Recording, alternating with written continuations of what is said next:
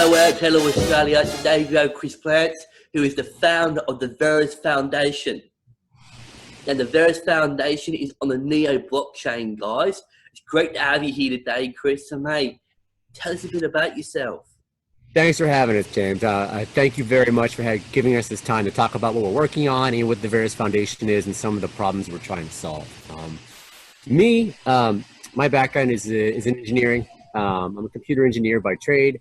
I've run IT consultancies for years, and about 10 to 15 years ago, I transitioned into healthcare. I wanted to add a business level skill to my technical skill, and have worked in that and for the past 10 to 15 years specifically. Oh, that's great stuff. So I noticed you've got a healthcare background, especially dealing with advising or teaching healthcare like high up management and directors and executive levels on how to utilize blockchain technology to make it more efficient. So, mate, tell us a bit about the Veris Foundation and what problem we're trying to solve there. So the Veris Foundation was born out of conversations. I'm on a current engagement at a community hospital, attempting to help them turn it around, and they have revenue cycle problems. And so these discussions started maybe 2 years ago with one of the advisors in the group, Eric Lawler, and until we really dug into the pieces of what's called a claims process in the United States, and that is when your doctor provides service to when your insurance company pays them, that's a claims process. And it astounded us, just the complexity that was involved as well as the expense to administer the process. So, and you know, my background in blockchain started roughly 2011. I got lucky. One of my childhood friends, Dan Moras, gave me a Bitcoin for my birthday. And oh, wow. Yeah, he gave me one of the Casasis coins. So he physically handed it to me, right? And of course I said, oh, this is terrible. That will never work. Governments won't allow it. You know the story, right? But I stayed with it for years. And it really started to click for me in 2015 and 16 when I started to get involved with Ethereum, right? Because the idea of smart contracts, you know, you substitute this digital asset for business logic. Now we really have something special here. And so these two things kind of converge for us, and that's how the Veris Foundation was born. The claims process has a whole bunch of third parties who don't trust one another. What does it sound like you need to solve that? Sorry, Chris? I said, what does it sound like you need to solve that problem when you've got a whole bunch of third parties who do not trust one another? Well, it sounds like, you know, if you need something to trust, it sounds like you need a program in place, a system in place to that's gonna, you know, make people trust each other, or some system in place to make them trust each other. Right, and ultimately, the way that we look at blockchains is that anywhere that you're paying a premium for trust or you require it, a blockchain will make it much cheaper.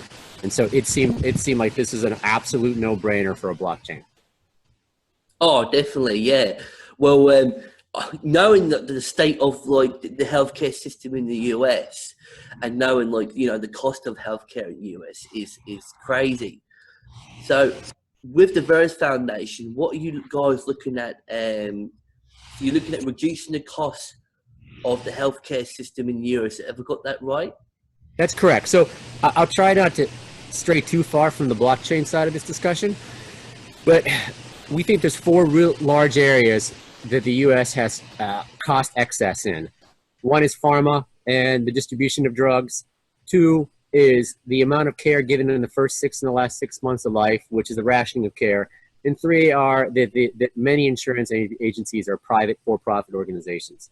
And then four are inefficiencies in the system itself. We don't think the first three can be touched without some sort of voting. This is a political issue. But efficiencies are something we can touch. And the fact that it costs $60 billion every year just for physicians to get paid seems ridiculous, right? Yes, it's a huge amount. It's just a payment system. That's all this is. It's a very complicated payment system, which is why it's expensive.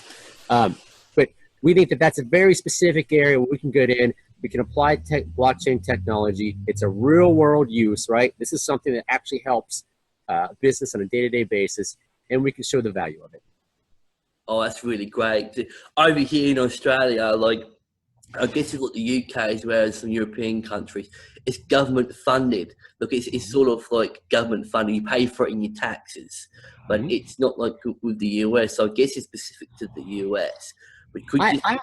I'm sure there's a remittance process. You know, we've got, you know, Medicare and Medicaid are government-sponsored health programs in our country, but I think they're roughly 40%, maybe 30% of the spend. Don't quote me on that. And they ride on the same claims process as well.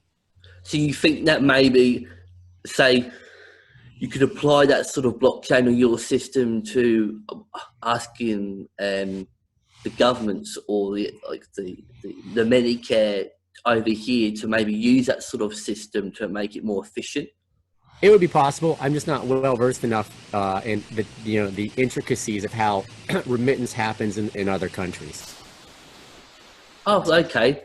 Well, mate, tell us a bit about what you're looking to with the actual Veris Foundation. What are you looking to achieve long term? The actual project itself. Long term, our main net is up and running, and our solution is we take all the relationships between the customer or the patient, right, the doctor, and the payers, and we put those on chain in smart contracts. Then, anytime a service is performed, the smart contracts are used to create the claim that is then submitted. That claim becomes authoritative. Right now, our existing system, to kind of break down the process to you, if I were to go to my doctor, I give them my ID and my insurance information. My legal name is Christopher. But if I may say Chris because I go by Chris all the time. I may just go for a checkup. The doctor may put it in as Chris. They'll submit a claim to my insurance company, or maybe not even my insurance company. It might go to an administrator of my insurance program. And it says Chris Plance on it. And the administrator sees this and says, nah, we don't have it insured by Chris. It's Christopher Plance. So they reject the claim. 20% of claims are rejected. At least 6% of those are for that sort of informational error.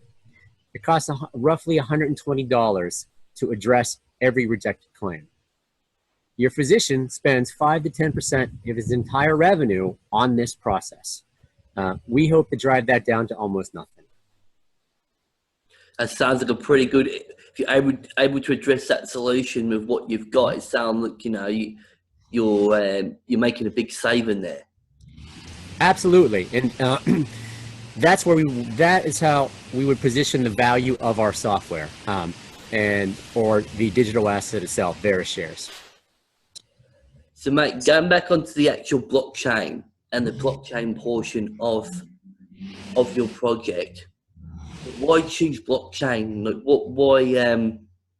what makes blockchain an important part of your project? Well, if we weren't to use a blockchain, we'd have to have some central database somewhere. And that's been tried many, many, many times. They're called clearinghouses in the US. And there are many clearinghouses, and all they do is they shift costs. They don't actually reduce any costs. And you can make the argument that they've just made the system more complex and they've increased costs. They've just offloaded it to different places for tax reasons. We think the blockchain is the only way to solve this because no one person is responsible for the data, but verification is built into the system. There's no verification with the central system. And that's one of the problems with clearinghouses. So I guess you're identifying that blockchain is fundamentally very important to your project, and having that gives you able to address that problem and make a saving. Absolutely. I mean, it wouldn't make any sense for us to approach this without blockchain, because quite frankly, how would we get the expense savings? Why would anybody trust us over trusting another organization? It becomes a trust issue again, and that has been proven not to work. Oh, definitely. So out of the, when you went and chose what blockchain or what platform you were looking at launching your project from, out of Ethereum, Neo, and all the others, why choose Neo? How come, what makes that one stand out? So there were a couple reasons. It was really, when we did our analysis, this is back when Neo was Ant shares, maybe last May, right? It's almost a year ago. Yeah. We obviously needed smart contracts, and so that whittled them down immediately. And that's not to say I don't want to get in the argument that Bitcoin can't have smart contracts? It does. They're just disabled. And so for our intents and purposes, we ruled Bitcoin and any derivative of that blockchain out. So what it really came down to was Ethereum and Neo for us, or AntShares at the time. And there were two things about the Neo design that just, to us, for our use case, was so much better than Ethereum. The first was that the network fees were split from the stake on the network. So you have Neo, and then the fee structure is paid in gas. And this was important to us because we wanted that the usage of the network to be representative by the holding in Neo or Veris shares, right? So Ethereum doesn't allow us to do that. So if you're a large payer on the blockchain, and we did Ethereum, right? Well, let's say they've got 1 million Ethereum, but they've got to process a whole bunch of transactions, and we're going to vote on something like a chain upgrade, right? Would they have 800,000 Ethereum, or would they have 1 million votes? You wouldn't really be certain. And that's a difficult sell to a finance department. We think you're going to have anywhere from 10 to 15% of the votes at any point in one time. That didn't make sense.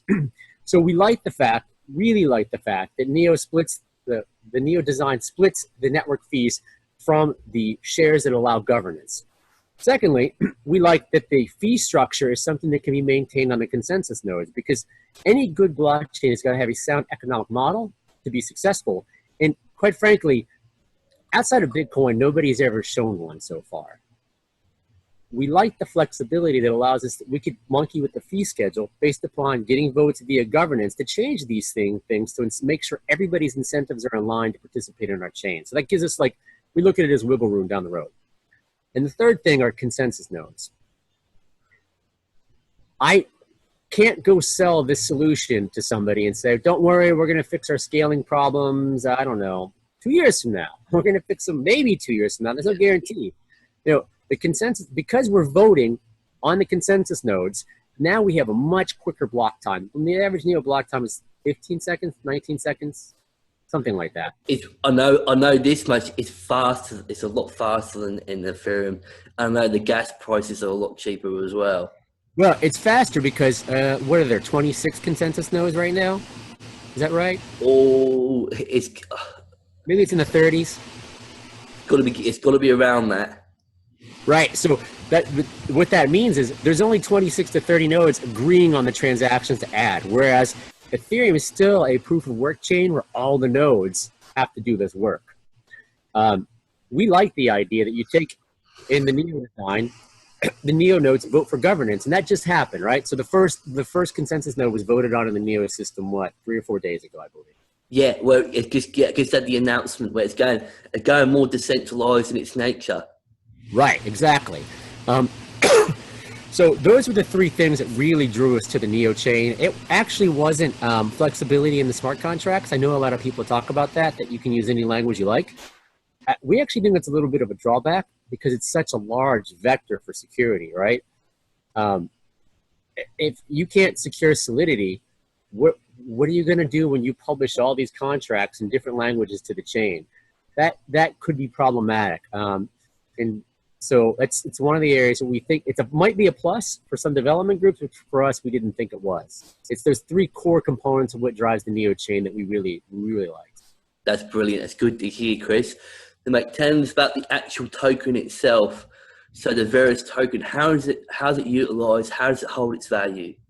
So Veris stakes produce Veris coins, Neo and gas, right? That's essentially what these assets are, because our chain is a copy. We take the Neo source code and we've brought this chain up. We don't ride actual assets on the Neo chain, but we are cross-chain compatible. So the idea is that we can use apps in that ecosystem like the key for identity and support all these Neo projects that are out there. And we actually intend to do our work around smart contracts because we think that you know, a lot of the contracts that are actually in use now are very simple compared to what we talk about. Like the future promise of blockchain technology is built on smart contracts, and those tools are very rudimentary right now. And that's a lot of the work that we want to work on. Zero knowledge proofs is a way to keep smart contracts public but obscure, so that third parties can validate the information without actually seeing the underlying data. That's the kind of stuff that we're going to be working on and promoting back to the system. The stakes itself work just like NEO. You have to have them to produce gas. If you don't produce Veris coins, you cannot execute transactions on our network. It's that simple. We also did it because we're selling this. It's a software product. You must have Veris stakes. There are only 50 million of them that will ever exist, and this is how you access our software platform. We're not selling this as a utility token or a security token because it is not a token. It's not NEP5. It's not ERC20. This is a legitimate digital asset. We're incorporated in the state of Delaware in the United States. We did it as a nonprofit, so we have the highest level of financial transparency available to any entity that's incorporated in the U.S. And therefore, we want to make sure we stay as far away from the SEC saying to us, this is an investment vehicle, you're defrauding. Yeah. Very, very interesting, Chris, because this is something I've not encountered before, and it's very interesting because you're non-for-profit. I'm going to make that clear, non-for-profit. Mm-hmm. You're not gaining, you're sort of, I've got this right, you're immune from the SEC because you're not a utility. No, that's not true at all. We're not immune. We would not be immune from the SEC. Yeah, I've got that right. Not immune, but you're not classified as making profit. So I do a lot of nonprofit consulting, and the first thing I normally tell them when I get engaged is, just because you're a nonprofit does not mean you should not make profit. Because without any margin, you cannot execute your mission. The reason we're a nonprofit is we wanted visibility, really clear financial visibility into what we're doing with the firm. In the U.S., you've got to publish a much higher level of financial data on a yearly basis about a nonprofit than you have to do any other private entity. And that's why we really wanted it.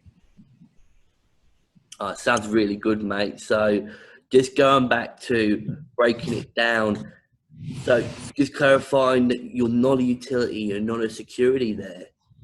I don't know what you call it. We would really be we'd be a utility asset, right? We would essentially be like Ethereum is, right? Or like what would you classify NEO as? Well, I'll guess if I've got this right for your token, and this is, I'm not giving advice or nothing like that, I would classify it as a utility token like you have said, because I don't think it's holding value, but not within the gun details and, not being an expert on the matter. But I would say the Veris token would be utility. It would be, it's what you would describe a utility token. It behaves that way because it has functionality, right? You have to hold it to execute contracts on our chain, to use our software, right? But it's not a token because it's not a token. It's not a digital creation on top of another chain. And the problem with tokens, at least in the US, is that I don't know how any of them will get by the SEC as the law is currently constituted, because a token is a promise of future product, right? Because we create a NEP5 token, we create to be fair, there are some chains out there that use those tokens, like Music Coin, what's the Golem, right? Yeah. There are some that they actually use them, so they're not going to provide you any future product. But the vast majority of them say, oh, here's our token. When we have our mainnet up, we're going to give you our other digital assets. We wanted to totally avoid that. Which is really interesting you're saying that, because I noticed on GitHub that you've got in development, or you've developed the wallet and you've developed the mainnet. Any idea when that's going to be released as like an alpha stage or a beta stage or anything like that? Our mainnet is functional. Our mainnet is fully functional and the wallet is fully functional. They were fully functional prior to our pre-sale, because when you participate in our crowd sale, we give you the actual assets on our chain. You get Veris stakes, and you can begin producing Veris coins. Currently, we don't have the tool set together to create contracts on the chain so that you can verify them, or providers and payers can use them. But those are the actual assets. They'll never be swapped out for anything else. Oh, great stuff. So, mate, just going back to our discussion with a SEC, what do you think the long term, because I know it's crucially important in the US, what do you think is going to be their stance long term? I know it's an evolving beast there. It's something that is, the stances are changing when it comes down to the classifications or determining what the classifications are. What do you think? We can only best guess. What do you think is going to be the long-term stance of them? I can tell you what I hope. I hope that, you know, part of the issue right now is there's no one entity that really governs this, right? Because you've got the CFTC, you've got the SEC, and there's like a commodities commission or somebody else that really have pieces in this. And I hope that what they really don't want to do is discourage innovation, right? And it doesn't seem like that's the case, because when the SEC has taken action so far, it's been against truly fraudulent enterprises, right? All the actions so far have been against, as far as I'm aware, are against ICOs that are blatantly committing fraud.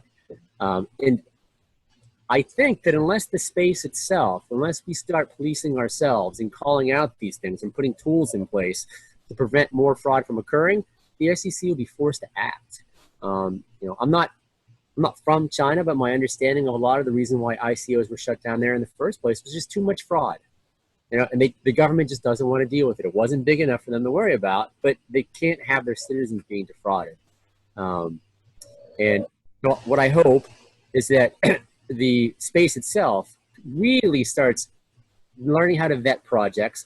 Crypto investors learn how to, like, well, I understand this team is promising the world, but I can't even tell where they're incorporated, right? Yeah.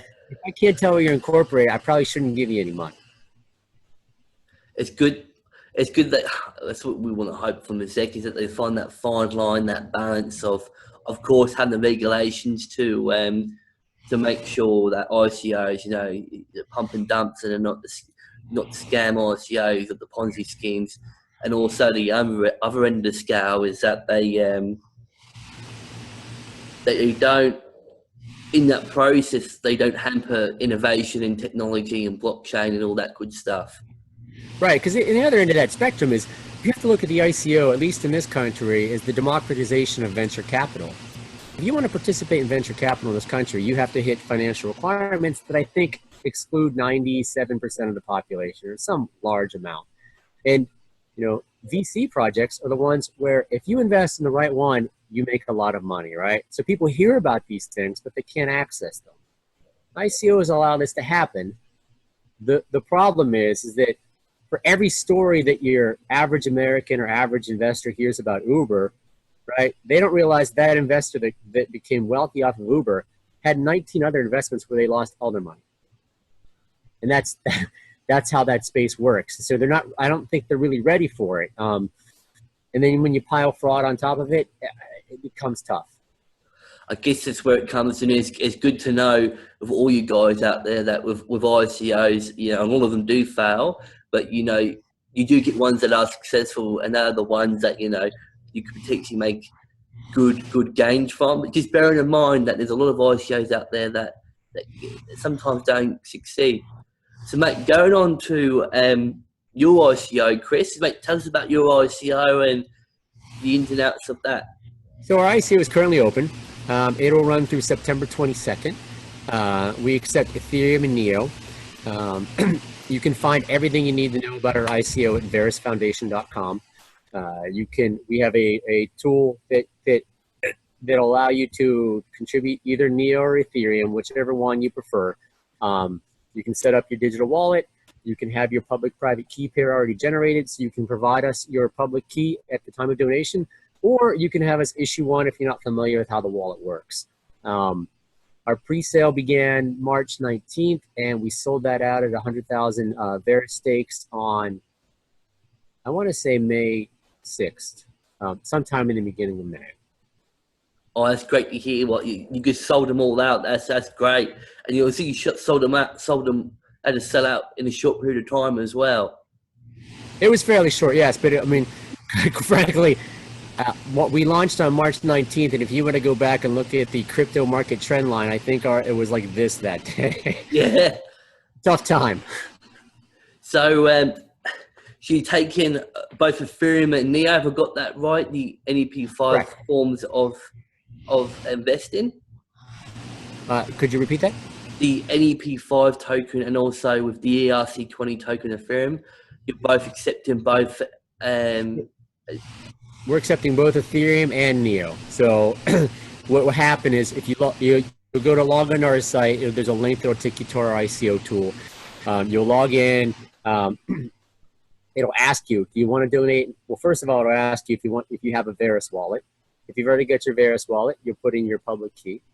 If not, it'll ask to generate one for you. We don't save the public-private key pair, although there's no way for us to prove that to you. So get your wallet and do it yourself, and then that's no longer a question, but we put that in there for ease of use. It's one of the things that was interesting during the pre-sale is how many people were confused over private key management. I think one of our problems that we underestimated was the nice thing about ERC20 tokens and NEP5 tokens is you don't add an extra public-private key pair for an investor to manage. And it's not something that a lot of people are very comfortable with at this point in time, which is unfortunate because, I mean, that's the crux of the system. Anyway, we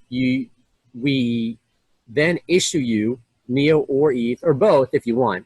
We issue your public Neo ETH wallet. As soon as we see a contribution hit that wallet, we issue to your Veris wallet your Veris stakes. That simple. The easiest way to test it is if you think that these guys, this doesn't work the way I think it is. The minimum contribution in Ethereum is like $1.75. I don't know how much Ethereum that is right now, but it's not a lot. You can contribute that and verify that it works with your wallet. Make the minimum contribution. Unfortunately, with Neo, Neo is not divisible, so you have to contribute one whole Neo. Well, that's good to know, Chris. It's good to know. So, mate, thank you so much for your time. I'll put the links down below to the Veris Foundation's Twitter page, website. Anything you need to know, guys, I'll put down below. Thank you so much for your time, Chris. It's been greatly appreciated, mate. Thanks, James. Thank you. See you later. Bye. All right. Okay.